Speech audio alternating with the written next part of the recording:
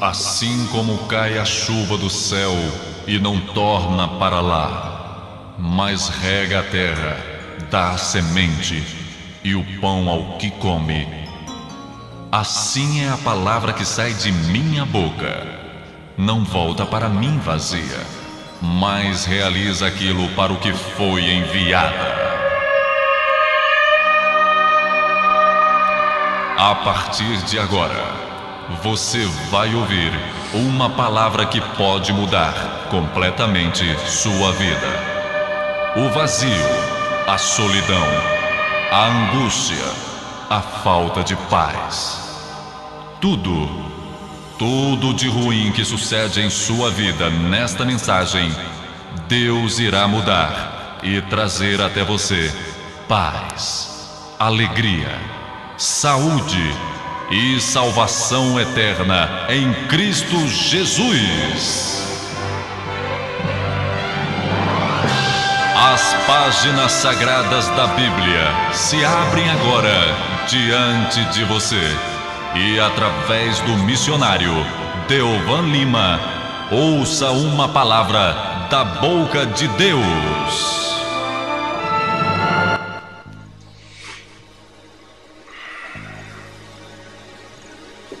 Muito bem, eu agradeço a Deus pela oportunidade que Ele está dando a mim e a você de refletirmos mais uma vez sobre as coisas que de fato são importantes para nós. Eu penso assim, e acredito que você deve me acompanhar nesse pensamento, de que esta é a hora e o momento de reflexão, de parar para pensar, de pesar na balança a nossa vida, e do outro lado da balança colocarmos a Bíblia Sagrada, a Palavra de Deus. Nós precisamos disso. A alma é nossa. Eu não vou deixar que a minha alma esteja aos cuidados de qualquer irresponsável, qualquer falso profeta ou charlatão que ande por aí com um exemplar da Bíblia Sagrada que ele comprou em alguma livraria. É a minha alma. É a coisa mais importante que existe para mim e para você. Sabe, isso vale mais do que a sua casa, o seu apartamento, ou o seu carro, ou o meu carro. Isso vale mais do que as nossas roupas, ou do que o seu salário, ou do que o meu dinheiro, a nossa conta bancária. Isso vale mais do que o nosso terno, as nossas gravatas, e tudo que possamos adquirir nessa vida. Porque toda espécie de bem e de patrimônio que nós venhamos pela misericórdia de Deus adquirirmos e desfrutarmos nessa vida, sabemos que tudo isso ficará lá atrás. Nós sabemos isso. Não é? Você sabe por experiência vivida, por experiência própria. Não é uma questão de você apenas crer cegamente nas Escrituras Sagradas. Você está cansado de ver gente morrer. Você está cansado de ir em sepultamentos e ali você vê gente se descabelando, desmaiando, chorando, desesperadas diante do confronto com a morte.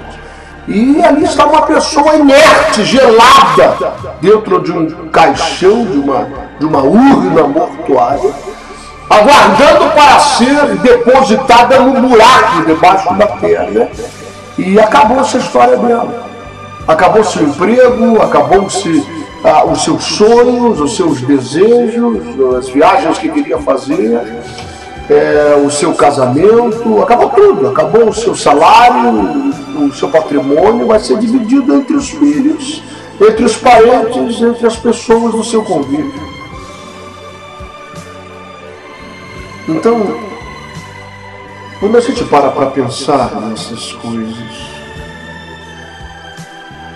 nesse momento em que nós vamos enfrentar a morte, isso é inevitável, não é?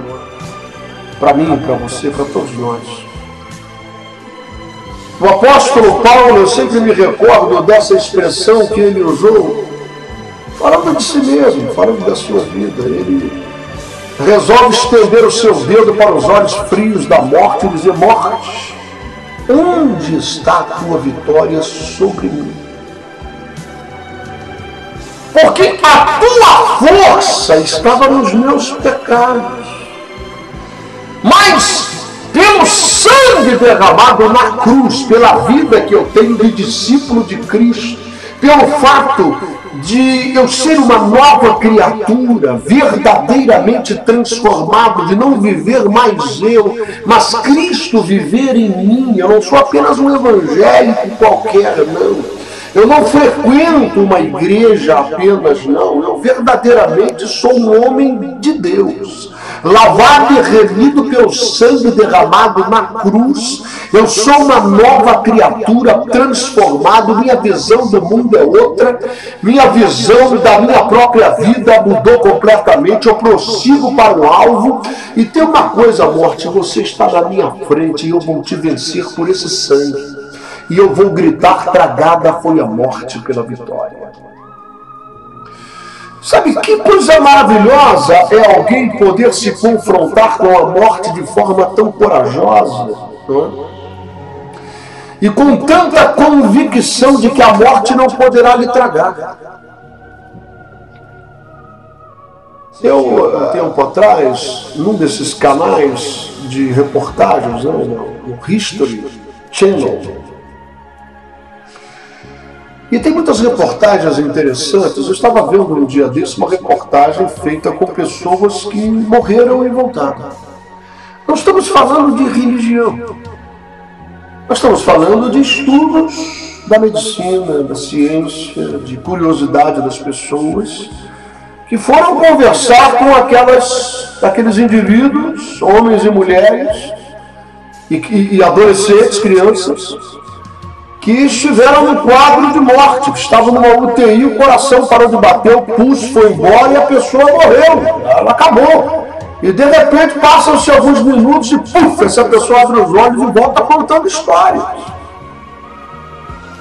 E todas elas contam a mesma história, de maneira que esses médicos e esses pesquisadores, eles acreditam firmemente que isso não pode ser a culpa da carochinha. Isso não pode ser um fanatismo religioso. A maioria dessas pessoas entrevistadas nem conheciam a Bíblia, não tinham nenhuma espécie de fé em Jesus Cristo, já ouviram falar dele, mas não o aceitaram como Salvador, e não se trata de um fanatismo religioso. Mas essas pessoas voltaram dizendo que saíram do corpo. E viram o corpo delas ali naquela maca, naquele leito, naquele chão onde foram atropeladas, ou naquela calçada onde eles sofreram um infarto e aquela gente toda se reuniu em torno deles. Os médicos ali estavam batendo no peito, botando aquele negócio de choque. E ele estava vendo tudo isso, ou ela estava vendo tudo isso ali de cima, boiando, flutuando naquele quarto, ou naquela rua onde sofreu aquele acidente. O espírito dessa pessoa saiu do seu corpo. Seu corpo estava morto, realmente. Não é? Eu me lembro da história de Lázaro, lembra disso?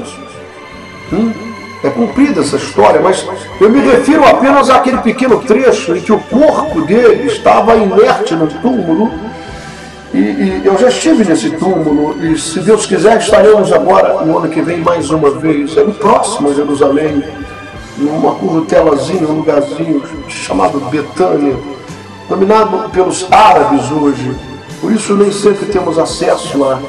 Mas eu já estive lá nesse túmulo onde Lázaro foi colocado. E há uma gruta diferente da onde Jesus esteve por 3 dias. Porque essa de Lázaro, ela tem vários degraus que vão descendo até o lugar onde o corpo dele estava. E envolto em faixas, o corpo dele já estava cheirando mal, apodrecendo, ou seja, ele não apenas estava agora enfermo, doente, desejoso de uma cura, mas ele estava morto, inerte e apodrecendo. E o espírito dele não estava mais nesse corpo, estava na habitação dos mortos. Vamos colocar apenas essa expressão sem entrar em detalhes. Mas o espírito dele não estava lá, tanto que quando Jesus manda que tirem aquela pedra e dá um grito lá para dentro, para que o espírito dele voltasse. Sabe, é importante para nós entendermos a autoridade que pertence a Deus. A autoridade que pertence a Jesus. Ele disse: toda autoridade me foi dada nos céus, na terra e no inferno. Não é? Toda autoridade é 100%. Nós estamos falando daquele para quem não há nada impossível e nem coisa alguma que seja maravilhosa demais. Nós estamos falando daquele que botou Ezequiel no vale de ossos sequíssimos e mandou ele examinar aqueles ossos e verificar se havia algum resquício de vida. E Ezequiel disse: Senhor, está mortíssimo da selva. Não tem nem germe andando nesses ossos, não tem nem sinal de nervo. O sol queimou tudo, estão sequíssimos. E Deus pergunta: você acha que esses ossos, eles podem voltar a viver? Você acha que é difícil? E se fossem corpos mortos, talvez você pudesse crer numa ressurreição, seria mais fácil aceitar. Mas agora eu pergunto: são ossos sequíssimos, você crê que eu tenho o poder de fazer esses ossos voltarem à vida? Coisa maravilhosa, não é? Você conhece a história melhor do que eu e sabe que aqueles ossos voltaram a viver e que vieram nervos, carne, tendões, olhos, cabelo, rins, fígado, baço, pulmão e o espírito, o fôlego de vida veio sobre eles e assoprou sobre aqueles corpos deitados e eles voltaram a viver. Que experiência maravilhosa, sabe? Quando nós olhamos para esse infinito e entendemos que tudo isso foi criado por Deus. Há pouco tempo atrás eu tive um sonho. Mais do que um sonho, uma revelação de Deus. E feliz é aquela pessoa que sabe distinguir entre sonhos quaisquer, influenciado pela sua mente, pelas suas preocupações, de revelações de Deus. E nesse sonho, eu me encontrava num grande oceano. Eu nunca tive medo da praia. Eu acho a praia um dos lugares mais bonitos que existe na natureza. Mas eu sempre tive uma ansiedade, uma preocupação, medo mesmo. Um medo que chega às raias do pavor, do oceano aberto. Me causa ansiedade, uma aflição. Eu não sei se você já esteve em um navio, no meio de um oceano qualquer, e que você não vê absolutamente nada, nem para a direita, nem para a esquerda, nem para frente e nem para trás. É apenas mar, ondas, oceano. E quando você olha para essas águas e você imagina que ali existem quilômetros de profundidade a ponto de existirem alguns lugares em que não chega nem sequer um raio de luz, a escuridão total. Você está no meio de um oceano enorme.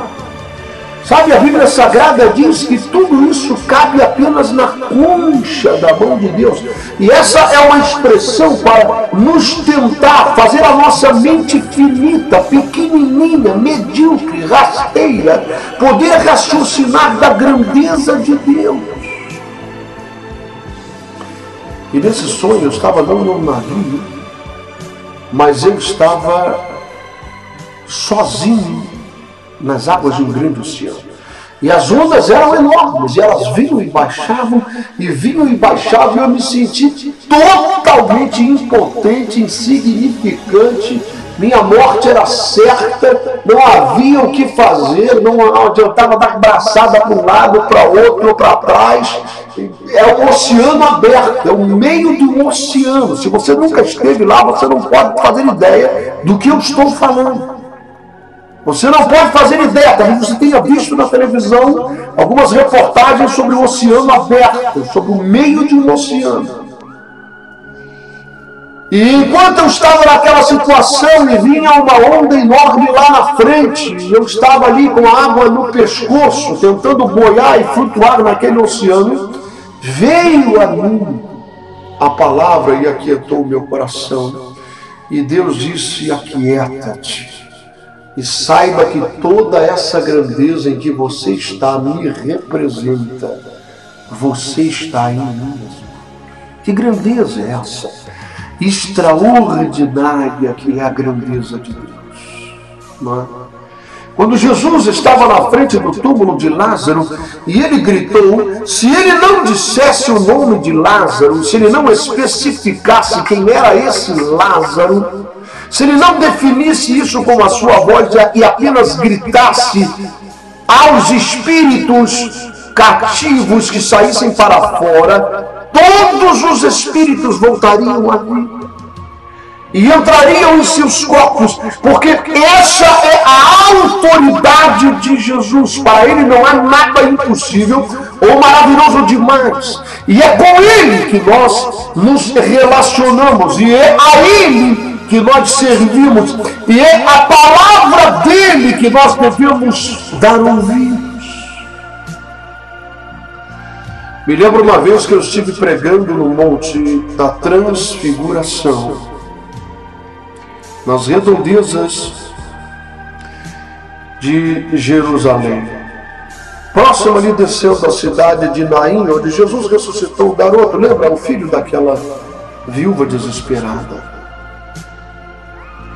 E ali eu me lembro que um dos irmãos chorou copiosamente, enquanto eu estava ministrando a palavra naquele monte da Transfiguração, onde Jesus mudou-se o seu aspecto, lembra disso? Suas vestes ficaram resplandecentes, seu rosto brilhou mais do que o sol, e Moisés e Elias estavam ali com ele, uma à direita e outra à esquerda. E então, 3 discípulos de Jesus estavam lá, e um deles, o mais afoito de todos, Pedro, ele disse: mestre, que maravilha estarmos aqui, olha Moisés e Elias, aleluia. Tu queres, eu vou erguer, eu vou levantar 3 cabanas aqui para a gente ficar aqui um tempão, e nós possamos conversar um pouco com Moisés e com Elias. Sabe, Moisés representa a força da lei, da tradição da lei. Elias representa o Pentecostes, a manifestação sobrenatural do poder de Deus, e Moisés a rigidez da força da palavra. E veio uma voz de Deus e disse: esse que está aqui no meio. E essa voz veio não por causa de Elias, e nem por causa de Moisés, e nem por causa de Jesus, mas veio por causa dos discípulos, veio por minha causa e por sua causa também. Deus disse: esse que está aqui no meio é Jesus, é meu filho amado, a ele ouvi. Escutem o que ele tem a dizer. Sabe, existem muitas pessoas que elas estão assim. Elas estão dispostas a morrer em praça pública, crucificados ou apedrejados pelo apego denominacional, pela denominação, por aquilo que eles creem, por suas doutrinas, pelos seus ensinamentos, por aquilo que alguém supostamente viu ou teve uma revelação há anos e anos atrás. Essa pessoa já morreu, ninguém sabe nem quem ela é, e as pessoas seguem isso e deixam de lado a Bíblia Sagrada. E elas têm um apego denominacional de tal forma que elas defendem aquele líder ou aquele pastor ou aqueles pensamentos doutrinários como se eles fossem a única forma de Deus manifestar a sua graça na terra. E eles não estão apegados em Cristo, casados com Cristo, aliançados com Cristo, ouvindo a Cristo, mas eles estão fazendo uma tenda para Moisés, e eles estão fazendo uma tenda para Elias, e eles querem ouvir esses homens. São homens de Deus, através dos quais Deus manifestou sua graça em momentos específicos da história. Mas esse que está aqui no meio é meu filho amado, disse o Senhor, a ele ouvi agora. Porque todas essas manifestações, na verdade, convergem-se para a pessoa central de toda a revelação da palavra, que é Jesus Cristo. A ele ouvi. Sabe, nós precisamos ouvir Jesus e seus ensinamentos. E quando nós abordamos essa história de grana, de dinheiro, de ofertas e dízimo, esse assunto é um assunto... Qual a palavra que eu posso usar? A gente tem que ter cuidado, porque às vezes dá vontade de falar uma palavra que pode entristecer o Espírito de Deus. Vamos dizer que é um assunto meio enjoado, meio difícil de se tocar. Por quê, missionário? Porque esse é um assunto que respalda 99% das mensagens do Evangelho que hoje em dia é anunciada. 99,9% dos pastores só querem saber de grana. Tem um monte de compromissos que eles fizeram, eles precisam pagar esses compromissos. E esses compromissos supostamente estão travestidos de obra de Deus, mas se você for analisar no fundo, é uma obra pessoal e particular. É o interesse de alguém de projetar e de tornar cada vez mais conhecido o nome de sua denominação, o nome de sua igreja. E eles assim lutam ferrenhamente por essa causa e a vestem de obra de Deus. E por isso esse é um assunto que está sempre em pauta. Dificilmente você vai numa igreja onde não se toque fervorosamente nos famosos envelopes. E todas as campanhas, eu não sou contra campanhas, eu as faço também, isso é bíblico, nós precisamos orar cada vez mais. Mas o problema é quando você associa qualquer manifestação da graça e da misericórdia de Deus sobre a vida de alguém com aquilo que você põe dentro de um envelope. Então esse assunto tem sido exaustivo, cansativo, tem ferido muita gente, tem magoado muita gente, tem enriquecido muitos outros. E vai levar um punhado de gente como o lobo do inferno, vai arrastar essa gente para o lago de fogo e enxofre. Porque estão deturpando as escrituras sagradas, estão mutilando a palavra de Deus. E uma vez eu travei uma briga, igual o Jacó no Val de Jaboque com Deus. Eu disse, eu não quero mais tocar nesse assunto, esse troço é enjoado. O Senhor é o dono do ouro e da prata, se o Senhor me chamou de verdade. E se o Senhor me capacitou para pregar esse evangelho, para ser um ganhador de almas, para ser um pescador de ouros, para levar uma palavra que liberta, que salva, que transforma, que faz com que o nome das pessoas esteja escrito no livro da vida, o Senhor é dono de todo ouro, toda prata, todo diamante, toda pedra preciosa. Traga em minhas mãos todo o recurso que eu preciso para fazer a tua obra. E Deus, então, naquela batalha no Val de Jaboque, meu irmão, só quem perde somos nós. Mas é bom a gente brigar, porque é bom ser transparente. É melhor ser transparente do que falso, fingido. Tem gente que é assim, até com Deus. Né? É hipócrita até com Deus. Ele mente até para Deus. Ele não mente só para o próximo, não. Ele mente até para Deus. Ele não está gostando daquilo, vai falar aleluia. Não? Ele está sofrendo com aquilo de glória a Deus. Não? Ele é falso até com Deus. Ele não fala a verdade. Não é isso? Jacó lutou com Deus naquele Val de Jaboque, ele queria ser abençoado. Qual era a bênção que ele queria? Ser livre da morte. Saúl estava vindo da mata, com 400 homens. Ele mandou um monte de bicho, mandou ovelhas, mandou camelo, mandou seus servos com riqueza, para tentar comprar a consciência dele. Mais uma vez não conseguiu. Aí foi falar com Deus. Quando chegou lá, Deus falou, está na hora de mudar. Chega, Jacó. Você tem trapaceado, você tem... Entendeu? Durante tantos anos da sua vida, agora chegou a hora que você deu tratar a sua vida. E se você prestar resistência, vai ser pior para você. Eu só te abençoo se você permitir essa obra na sua vida. E foi aí que ele disse, eu não vou te soltar se tu não me abençoar. Qual é o teu nome? O nome é Jacó. Jacó significa o enganador, o usurpador, é aquele que vence pelos próprios métodos. Não? Pois então o teu nome agora vai mudar, e não apenas o nome, mas a essência do teu ser. Tu te chamarás de Israel, que significa aquele que vence pelos métodos de Deus. E foi tocado na juntura da sua coxa. Algo físico com representação espiritual, a vida dele mudou. Prova disso é que ele saiu andando, ele foi a peito aberto encontrar o irmão. As mulheres ficaram espantadas, Jacó deixou a gente aqui, deixou os menininhos com o nariz escorrendo de catarro para causar piedade no irmão dele, os menininhos barrigudo, não é? Sofreu cara de triste, não é? E agora ele está passando por nós, está ali de peito aberto, encontrar o irmão. O que aconteceu com ele? E ele se curvou, ele se dobrou diante do irmão, pediu perdão, pediu que ele perdoasse os seus erros do passado, e Deus quebrantou o coração de Esaú, e os dois se abraçaram. Então, é assim, dessa forma. E quando eu brigava com Deus, o Senhor falou comigo: você vai falar sim. E a provisão virá para a sua vida é através daquilo que você falar e ministrar.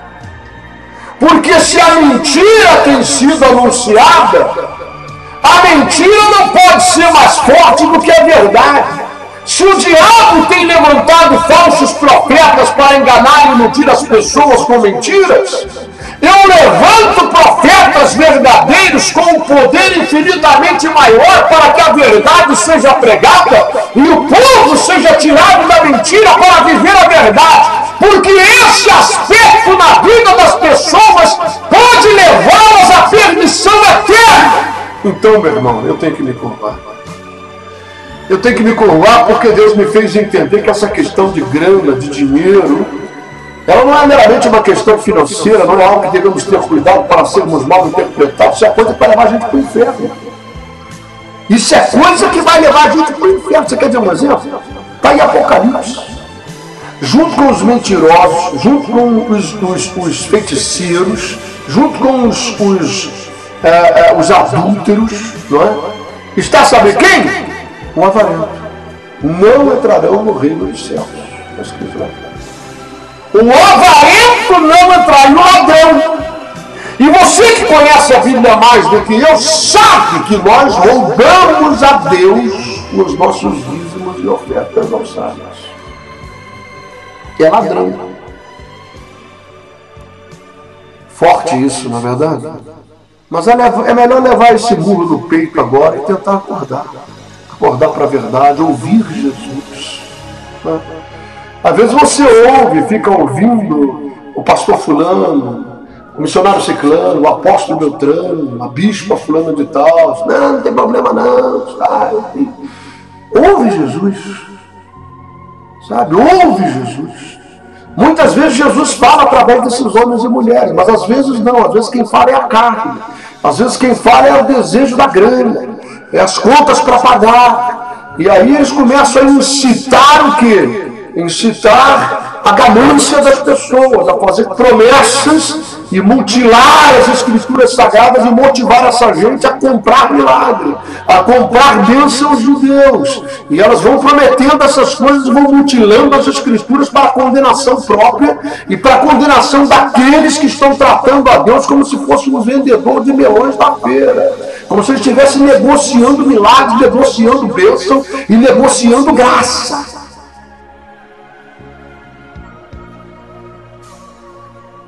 Essa coisa, ela é violenta e ela é séria demais.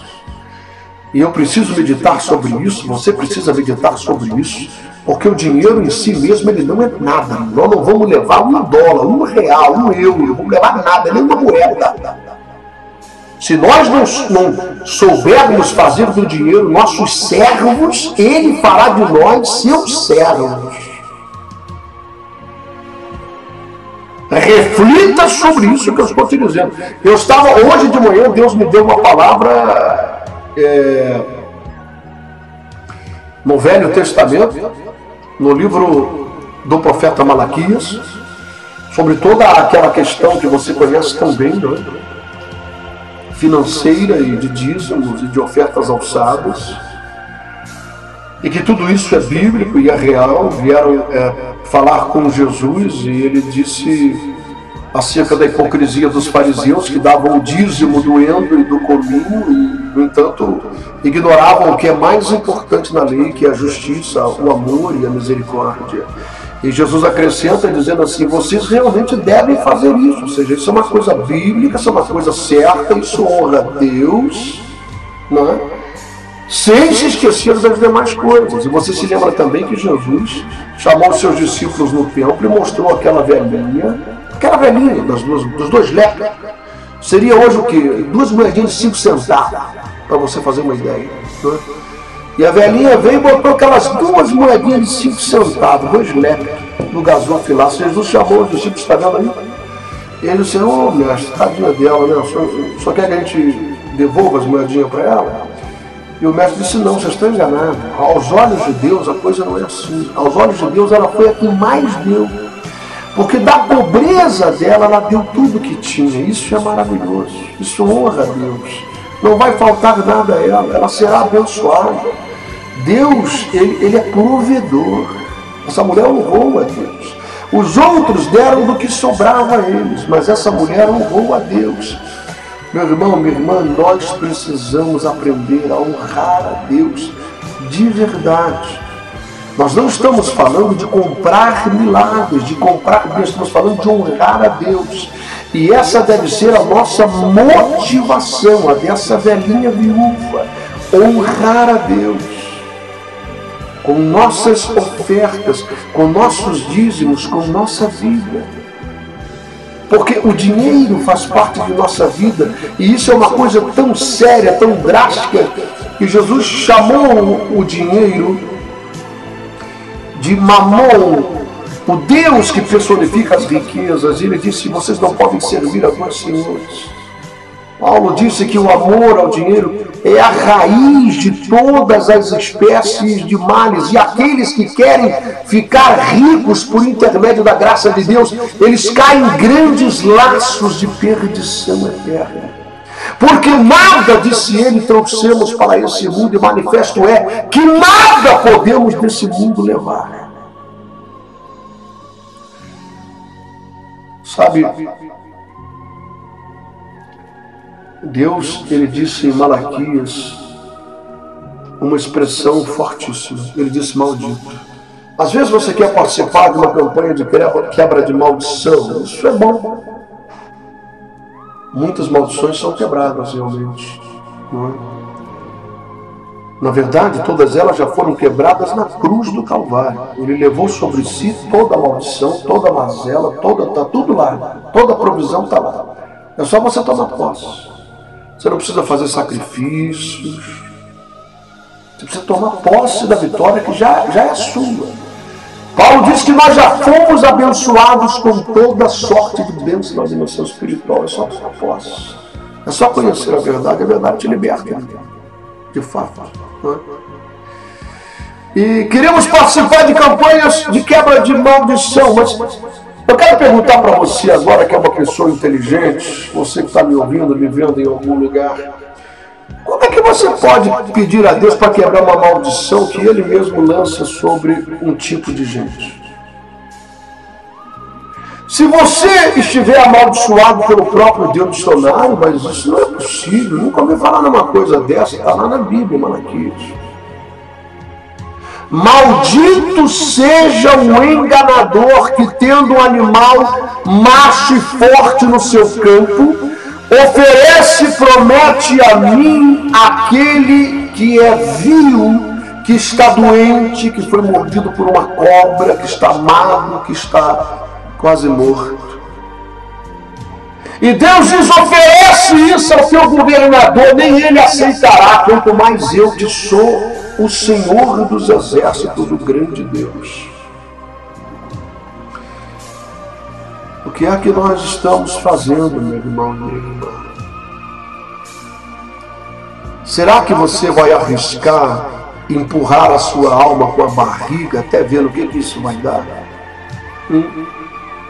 Será que a tua estupidez e a tua ignorância é tão grande, você tem tanta raiva de mim, daquilo que eu prego, que você vai fechar os seus ouvidos e dizer, não quero nem saber, eu vou ouvir aquilo que eu prego, aquilo que meu pastor prega, é assim que eu vou ficar. Eu nasci assim, eu vou morrer assim. Meu irmão, minha irmã, faz o que você quiser. Você sabe por que eu prego? Porque ai de mim se eu não pregar esse evangelho. Você pensa que eu tenho a pretensão de agradar a todos? Você pensa que eu estou pregando para fazer amigos, para angariar admiração? Quando a gente prega a verdade, você arruma muito mais inimigo do que amigo, pode ter certeza disso. É muito maior o número de pedradas do que de elogios que você recebe. Então você faz o que você quiser da sua vida. Agora, qualquer pessoa alfabetizada que quiser ouvir Jesus falar e compreender o que ele orienta acerca disso, você vai ficar livre dessa coisa que está arrastando a rodo milhares para o inferno. Maldito seja o enganador que, tendo recursos em suas mãos, oferece a Deus aquilo que é vil aos seus próprios olhos, não é nenhuma espécie de sacrifício para ele. Quando Jesus chamou os seus apóstolos, seus discípulos, ele disse: aqueles homens que colocaram muito dinheiro no gasofilácio, no bolso deles tem muito mais. Isso para eles é mixaria. Imagine para Deus. Deus vê é o que fica no nosso bolso e não o que sai. O que sai, quem vê, é Caifás, é o líder religioso. Opa, aleluia, hein, lá. O dizimão está chegando ali, meu irmão, que maravilha. Mas o que importa para Deus é o que fica no bolso da pessoa. Porque Deus é dono de todo ouro e toda prata, todo diamante que existe. Ele é capaz de prover para nós, né? Prover para mim, prover para você de maneira sobrenatural. De verdade, ele é capaz ainda de tirar a água da rocha, de fazer um manancial de água surgir no meio do deserto, de nos sustentar com carne no meio de um deserto. Deus, ele é Deus de verdade. E às vezes nós vamos agindo com tanta ignorância, vamos tratando a Deus assim como se a gente pudesse enganar ele num negócio, está entendendo? Meu Deus, ele nos sonda, ele nos conhece, de longe ele penetra nosso coração, nossos pensamentos. O que é que nós estamos fazendo da nossa vida? Aonde nós estamos ajuntando o nosso tesouro? Sabe, eu estou falando isso porque eu sempre menciono aqui em nosso programa os missionários no ar, que são aqueles que fazem uma aliança de fé conosco para nos ajudarem mensalmente, não apenas a manter um programa de rádio no ar, mas em nosso ministério, nessa visão que Deus nos deu de, através dos meios de comunicação, levarmos essa palavra. E sempre que nós mencionamos esse desafio, nunca nós incitamos estas pessoas a serem movidas pela ganância. Embora saibamos que Deus há de suprir, que nada irá lhes faltar.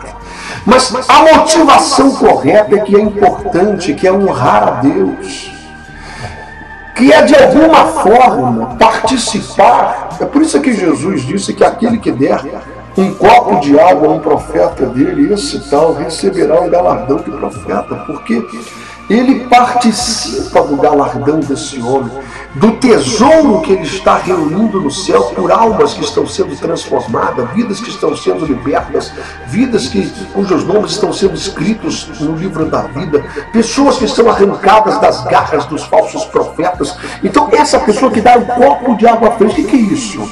É uma provisão para o ministério desse homem, é uma oferta, é algo que se faz chegar às mãos desse homem. E para que Deus precisa disso?